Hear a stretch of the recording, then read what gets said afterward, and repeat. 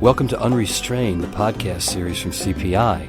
Here you can enjoy conversations where professionals on all sides of crisis and behavior management relax and open up about themselves, their workplace, and their clients. You'll get the latest tips and trends from the best in the business, so tune in often to integrate their experiences with your own. Hello and welcome to Unrestrained, the CPI podcast series. This is your host, Terry Vittone, and today my guest is Carleen Doucet. She's a crisis interventionist at the Lafayette Parish school system. Hello and welcome, Carleen. Hello. Welcome to all. Yeah, thank you. Let me tell you a little bit about our guest. Carleen Doucet has worked for the Lafayette Parish school system in Lafayette, Louisiana for 33 years. She was a classroom teacher for 12 years of students with behavior disorders. She was the director of the Lafayette Parish Special Education Alternative School for 17 years. The site serves students who were removed from their base school for possession of drugs, weapons, and/or assault against staff or other students. The age range of students at the alternative school was between 5 and 22 years old. Carleen is currently working as a crisis interventionist in 7 schools in the Lafayette Parish system.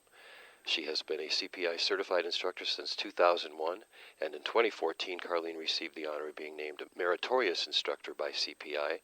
She's also a certified Boys Town well-managed classroom trainer.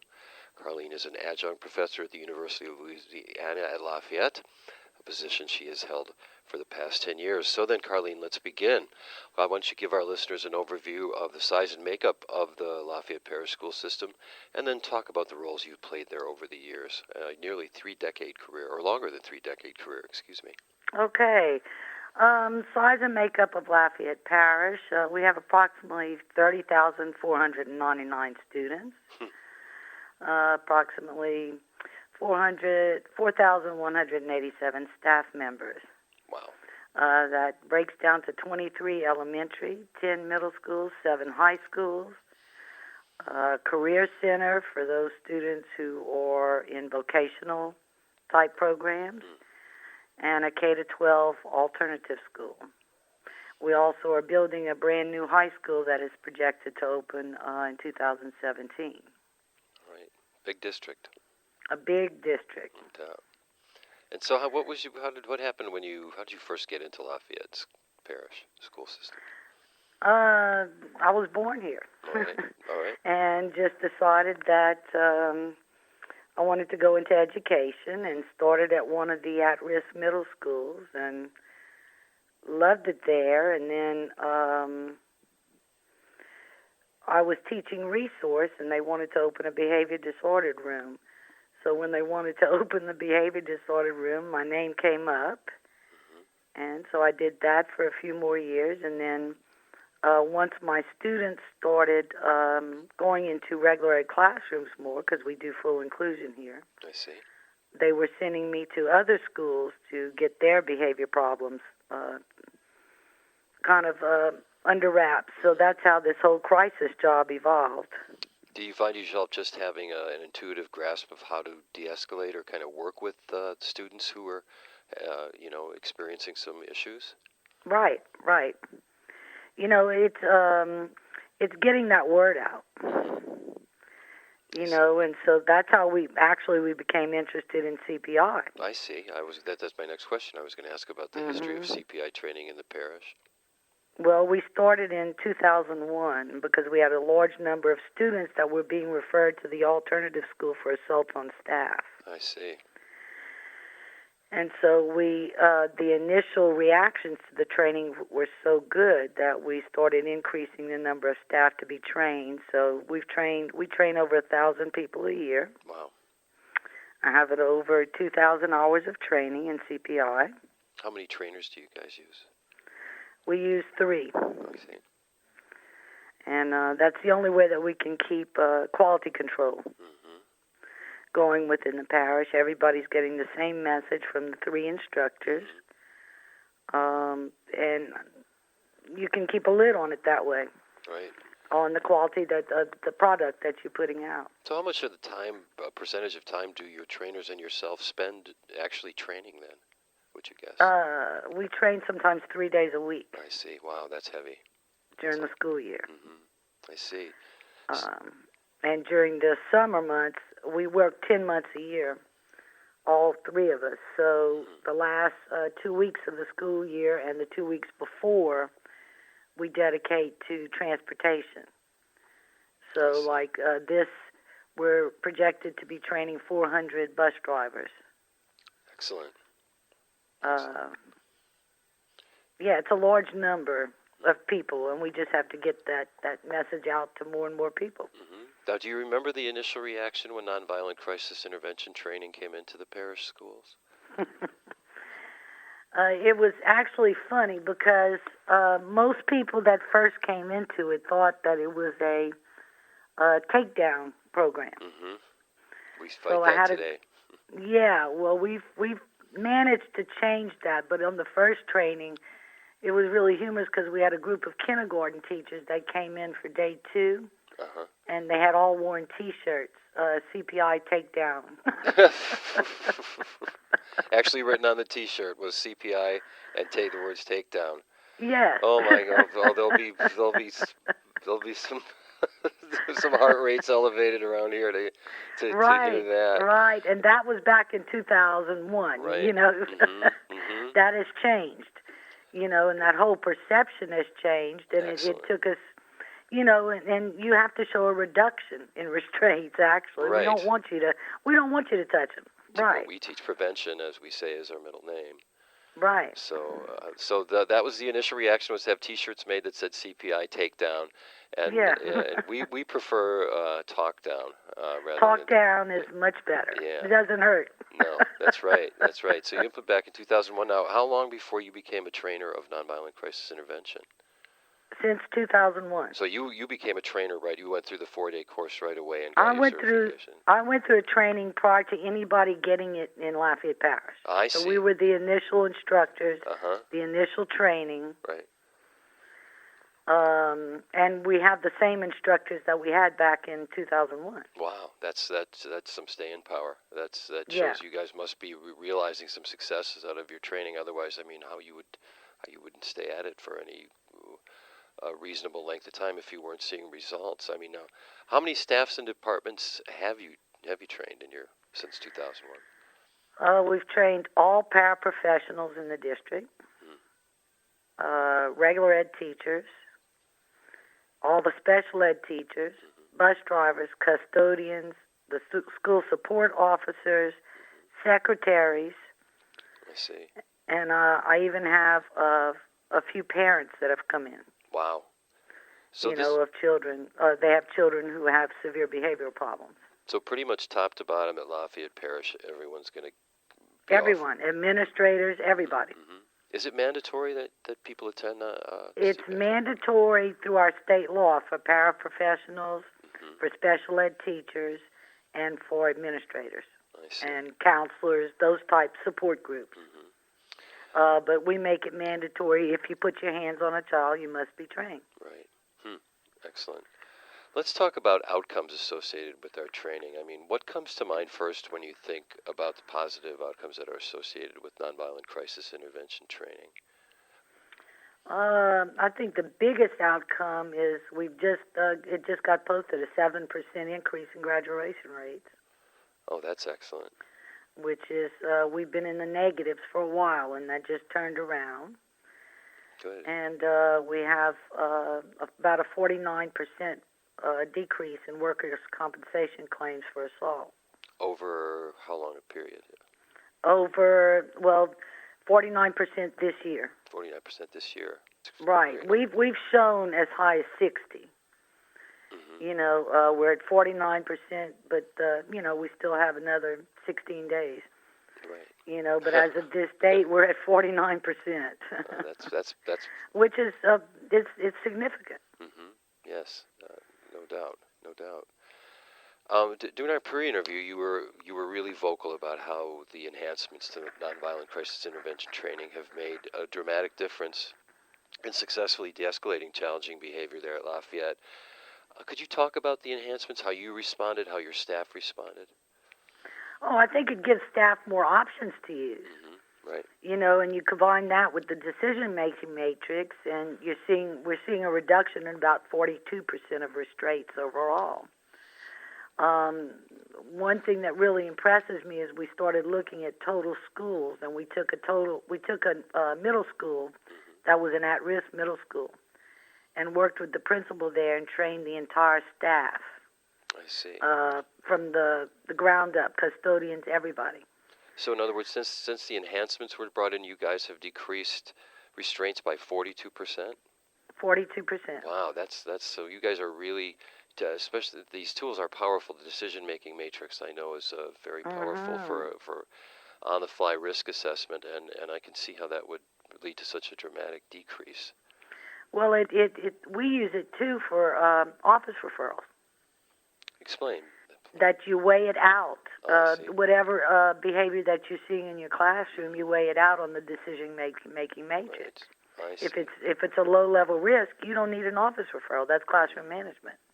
I see. So it's part of the thought process, even before challenging behavior might be correct. Right. Right. So, I mean, in this school that I was telling you about, we put it up. We blanketed the school with decision-making matrix in every classroom. I see. They're showing a 60% reduction in office referrals. Wow. That's fantastic. So we have this principal now that's going to be presenting at the administrators conference in the fall as to how she got all of her staff trained and the results that she's showing. Getting 60% less referrals, that's got to be just a very dramatic, a very apparent outcome when one day you've got 10 kids and the next day you've got 4. I mean, that's remarkable. It's big, and it's, when you look at one of the staff complaints is that administrators are not seen enough. Well, if you're bombarding them with classroom management type behavior incidents, how do they get out of their office? Right. So this actually frees them up more to walk around and to experience. To be more visible. Mm-hmm. And more accessible and more knowledgeable about what's happening really on the ground in the schools and in the classrooms. Right. So it builds relationships, Right. Yes. So we've seen a lot more staff retention at an at-risk school. So another benefit is staff retention. That's right. Nice. Excellent. Right. Because that's a big concern. Mm-hmm. Are there any other enhancements that you'd like to speak to? Maybe the response continuum, or has the big one been the decision-making matrix? The biggest one has been the decision-making matrix, and I'll throw in the verbal escalation continuum. Mm-hmm. Right. Well, that's always I mean, that one, if you can get people to understand and adopt it, they'll solve a lot of problems. Excellent. Carleen, do you have an especially memorable or notable example of an occasion where working with CPI techniques helped to successfully de-escalate a situation that otherwise might have hurt somebody? Well, I was at one of the elementary schools just the other day, and as I walked in, the assistant principal said, "We have an emergency. We have a crisis." So I started running after, and we went into this classroom that all the other students had been evacuated except for one. And this child was throwing desks around the room. How old a child?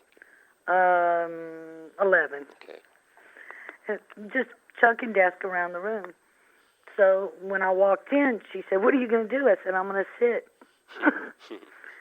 And so she sat behind me, and she said, "Why are you sitting?" And I said, "Just be quiet. Just be quiet. Don't say anything." So after a little while, I just asked the child, I said, "Are you done?" He said, "No, ma'am." I said, "Continue." And then once I said continue, he looked at me and then he came sit by me. And right. I said, "Babe, I'll come talk to you anytime you need. It's easier to talk than to throw desks around." What an understanding approach. I mean, it's your choice, And he said, "I'm so sorry." I said, "Well, I'll help you pick it up. Let's get it all up and let's get on with things." That's great. "Yes, ma'am." And then I met with him later to talk about, what are some other options. Gave him a chill card that he could go to the counselor and put in some more interventions. Mm-hmm. You don't have to throw desks. Did you say a chill card? A chill card. Oh. Which is just a an index card that we write chill on it. I see. That's great. What a And great all you have concept. to do is present that to the teacher, and you don't have to say a word, and she'll let you go to the counselor, or they'll call me. How did that evolve? Was that in place when you started, or it's really fascinating? I've never heard of something quite No, like it. that was something I just implemented. Did you? And yeah. Wow, that's great that teachers are going to get to hear about that. It just gives that child a free pass. Mm-hmm. You know, and the teacher doesn't have to say anything, and the only condition is you can't abuse it. I see, right. If you ask to get out of class too much, the chill cord gets removed. But it's another tool in de-escalation to offer the child that option to use that chill card. I mean, to know that you've always got that card and you have a pass out of, say you're having a panic attack, or you're reacting right, to, or you didn't have breakfast or whatever it might be that morning, or somebody you encountered a bully. There's no way for a teacher administrator to understand that experience, but that card kind of says it all. It says it all, yeah, and it gives them that freedom. It's that whole decision thing. Right, yes. You can make a decision to throw desk, or you can choose to do the better option. Mm-hmm. And so after your initial interaction with this boy that was throwing the desks around, and you helped him set up, I imagine that has he had any behavioral recurrence? No problem. I didn't think no so. No problems, and he's used the chill cord twice. That's great. Since then.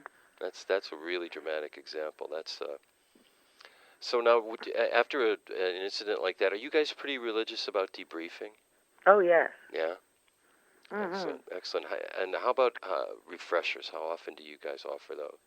Every year, and that we have a system set up to where we have a spreadsheet, and it alerts them when their year's coming up. I see. Now, beyond the core curriculum of nonviolent crisis intervention training, has the parish, do you guys do any advanced training programs? We use the autism spectrum training as a refresher course, and we'll probably be rolling out, I'd say, trauma-informed care within the next couple of years, because I've attended everything CPI has offered. And so we need to get those messages out. Mm-hmm. So you have a lot, since you have so much experience with our curriculum, CPI's training, rather. You were quoted as saying that, quote, "The training we provide is a missing component in a teacher's college curriculum." Could you explain what you mean by that? Well, what's the number one reason that teachers are leaving the classroom? Abusive behavior? Behavior. And if they don't know how to deal with it, you can have the best academic curriculum that you want, but if you don't have a behavioral component and a strong behavioral component such as CPI and those techniques, they fail every time. It's amazing when you get those new teachers, and we try to get them within their first 2 weeks of teaching to train them, that they say, after a year, my God, this saved my life. This saved my career. When I wanted to throw it in, all I had to do was open up my book, and we give, as trainers, we give every member that comes through CPI our cell phone numbers. So they can call for support 24 hours a day. And I bet they use that 24 hours a day sometimes too. Well, they use that, and then we kind of use it for our second step where we do investigations. Because as the more people we train, the more eyes we have out in the field. So if somebody's just doing something wrong or using a wrong technique, they can call anonymously, and we'll go investigate and retrain. I see, sort of like an internal affairs department, sort of. Right. That's great. I mean, but it certainly, so you can anonymously say, I think this could be done better, and then you guys go in and observe and help out where that problem has been seen. Huh. Right. Do you have a name for that program, or it's just something people are aware of, or? It's just a CPI investigation. We use it on the premise that everybody in schools, every school person is a mandatory reporter. I view that if you're doing a restraint wrong or dealing with a child wrong is abusive. I see. So we're reducing the abuse. That's great. It's a noble intention. It is the bottom line. This training and the values that are at the center of it, for sure. Right. And so when you look at, with all your years of experience in the Lafayette Parish, what still drives you nuts? I mean, what's the most pressing problem out there facing your district, you think? I think it's still keeping qualified staff. You know, the sheer numbers, and this is a problem in the United States, the whole United States. You know, that we need the best staff that we can get in place that can offer care, welfare, safety, and security to our schools. You know, and so many young people are not going into education. Mm-hmm. Yeah, well, we read that. We read that especially about burnout from not understanding behavior management when teachers first enter the classroom. Certainly that's in the news quite a bit. So it's a big, big problem. And, you know, I think the more people we can get trained, we can stop that. But definitely we have to get the people on the ground at the beginning. And also we've started, I just spoke to my director that next year we're going to be training substitutes also, because substitute teachers are very hard to find because they're being abused in the schools. So let's get a pool that we can have that can be highly trained that can go into some of these situations. Carleen, if you had to cite like a life inspiration, someone that's really inspired you, or an experience that has really pointed you in the place that you are now, what would you speak to? I think it's just seeing the need, you know, and I go into homes. You do? For kids that are having problems, because I believe in the whole family approach, and to see that some of these, to see how people are hurting. Can you talk about? I mean, you don't need to name names, obviously, but a visit like that, and what is that like? How does that work? Okay. We had kids that were having a problem at one of our elementary schools. So I made a home visit, and I was talking to the mom, and the mom started crying. You know, she had substandard housing, you know, and she said, this is all I can afford right now. You know, I was in the foster care system. I don't know how to be a mama, and I have 4 kids. Talk about a challenge. You know, so I said, well, you know, what is your greatest stress right now? And she said, well, it's almost Christmas time. This was just this past Christmas. Oh. And she said, I don't have a way to get my children, anything. So I said, don't worry, we'll take care of that. And I spoke to my special ed director, and we adopted that family for Christmas. And then I said, well, we're going to do this, but I need you to do some things, too. You have a FICA tree, a fake FICA tree in your living room. I want you to go to the dollar store and get some balls and put some Christmas balls on it, because that's going to be your Christmas tree. I got back to her house. She did it, you know, and then we went to the second step. Okay, you're worried about not having things the way you have things as you get a job. So we got her a job on campus on the UL campus, working at the McDonald's to start off with. She's been very successful. Well, that's excellent. Her children were still having problems, somewhat behaviorally, so I went visit her last week, and she said, I took the step. I brought them to the doctor, and 2 of them need to be medicated. She said, so we're doing, and she said, you've been the closest thing to a mother that I've ever had. That's beautiful testimony. But there's so much of that, you know, that I got into. When I got into education, I worked with the behavior disordered and the emotionally disturbed. You know, those are byproducts a lot of times of the family. And the family's in crisis, too. So we realized that you have to go a little further when you're dealing with the child and deal with what's happening in the home. And how can we try to get that whole home up working for that child, too. How do you begin that conversation, Carleen, with a parent that you would like to stop in their home and talk about their child with them? It's all about relationship, you know. So I'll generally meet them at school first, and then say, you know, you don't mind if I come by your house? No, come on, you know. So it's been open doors. It's relationship building, and I've found that a lot of the parents that I work with were not successful in school. So how do you have your child be successful in school if you don't value school as being an option? How would you transmit the value of education if you don't feel it yourself, or you were... Right. You know. It's going that step above, you know, and bringing those parents into, you know, that you didn't have this, but do you want it for your child? And it's always a yes. Right. I imagine you have a lot of alumni that stay in touch with you because you've made Oh, a yeah. difference for them. Oh, I have 8 godchildren that I'm godparent to, that of kids that came through the system. So it's all about relationship. Matter of fact, I went to the Popeyes fried chicken place last week, and as I drove into the drive-thru, there was a kid working in the window. And when I drove up, he said, "Oh, my second mama." And I said, and I said, "Gabe, how are you doing?"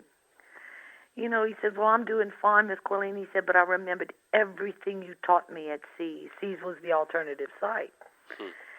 And so I said, "Well, babe, you were at C's for 6 years. So tell me, what bit of information did you glean in those 6 years?" This was in the drive-thru. Yeah. He said, "Well, you always told me never to have more kids than I could support." He said, That's a good I only have one child, and I was working offshore. I'm married. I was working offshore cooking, and somebody bought out the company, so I had to support my family. So I'm working at Popeyes so I can get back offshore. I said, "Well, you got it. You got the key." So you've been very inspirational to a lot of people, I'm sure.